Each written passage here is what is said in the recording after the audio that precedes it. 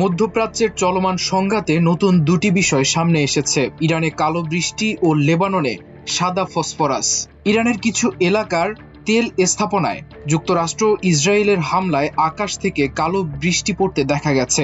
এই বৃষ্টি ইরানের বাসিন্দাদের জন্য ভয়াবহ স্বাস্থ্য ঝুঁকির কারণ হয়ে দাঁড়িয়েছে। বিশ্ব স্বাস্থ্য ও মানবাধিকার সংস্থাগুলো বলছে, এসব ঘটনার সঙ্গে জড়িয়ে আছে গুরুতর স্বাস্থ্য ঝুঁকি ও আন্তর্জাতিক মানবাধিকার আইন লঙ্ঘন।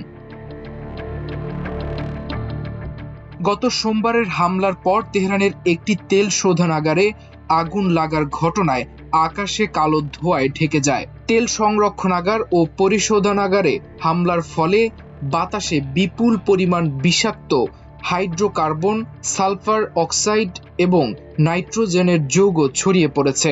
এতে কালো বৃষ্টির সঙ্গে আসা অ্যাসিড বৃষ্টি জনসাধারণের জন্য ঝুঁকি তৈরি করেছে, বিশেষ করে শ্বাসতন্ত্রের ক্ষেত্রে।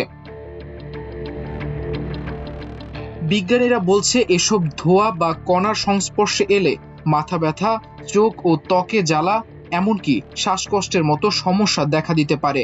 দীর্ঘমেয়াদে কিছু রাসায়নিকের সংস্পর্শে থাকলে ক্যান্সারেরও ঝুঁকি বাড়তে পারে। এই পরিস্থিতিতে ইরান সরকার নাগরিকদের ঘরে থাকার পরামর্শ দিয়েছে। এছাড়া যুক্তরাষ্ট্র ও ইসরায়েলের যৌথ হামলার ভয়াবহ ক্ষতির মুখে রয়েছে মধ্যপ্রাচ্যের আরেক দেশ লেবানন। মানবাধিকার সংস্থা হিউম্যান রাইটস ওয়াচ অভিযোগ করেছে, ইসরায়েলি বাহিনী দক্ষিণ লেবাননের ইয়হমোর শহরের আবাসিক এলাকায় চালানো হামলাতে সাদা ফসফরাস ব্যবহার করেছে। সংস্থাটি এক বিবৃতিতে জানায়, সাদা ফসফরাসের প্রভাব মানুষের মৃত্যু ঘটাতে পারে। এটি এমন গুরুতর দগ্ধের সৃষ্টি করে যা সারা জীবন কষ্টের কারণ হয়ে দাঁড়ায়।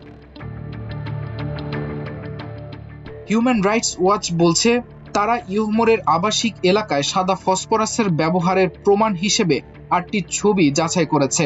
এসব ছবিতে আগুন লাগার ঘটনায় সিভিল ডিফেন্স কর্মীদের কাজ করতে দেখা যায়।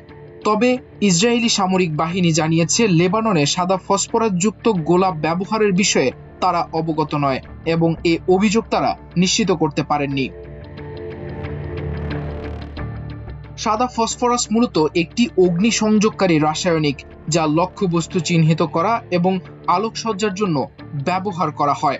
তবে এটি ব্যবহারের আন্তর্জাতিক মানবাধিকার আইনে বলা আছে, এই অস্ত্রটি কনভেনশন অন সার্টেন কনভেনশনাল ওয়েপেন্সের 3য় প্রোটোকল অনুযায়ী সাদা ফসফরাস অস্ত্র হিসেবে বিবেচিত। এই প্রোটোকল অনুযায়ী বেসামরিক মানুষের মধ্যে অবস্থিত সামরিক লক্ষ্যবস্তুতে এমন অস্ত্র ব্যবহার নিষিদ্ধ, যদিও ইসরায়েল এই প্রোটোকলে সই করেনি। ইসরায়েল ইরান যুদ্ধ শুধু সামরিক ক্ষয়ক্ষতির মধ্যেই সীমাবদ্ধ থাকছে না, পরিবেশ ও জনস্বাস্থ্যের উপরও বড় প্রভাব পড়ছে। ইরানের তেল স্থাপনায় হামলার ফলে সৃষ্ট দূষণ বা লেবাননে সাদা ফসফরাস ব্যবহারের অভিযোগ দুটোই দেখিয়ে দিচ্ছে যে যুদ্ধক্ষেত্রের বাইরে সাধারণ মানুষের জীবনেও এসব সংঘাতের প্রভাব কতটা গভীর হতে পারে। মধ্যপ্রাচ্যের চলমান সংঘাত দীর্ঘায়িত হলে পরিবেশ ও জনস্বাস্থ্যের উপর এর প্রভাব আরো গুরুতর হয়ে উঠতে পারে বলে শঙ্কা করছেন বিশেষজ্ঞরা।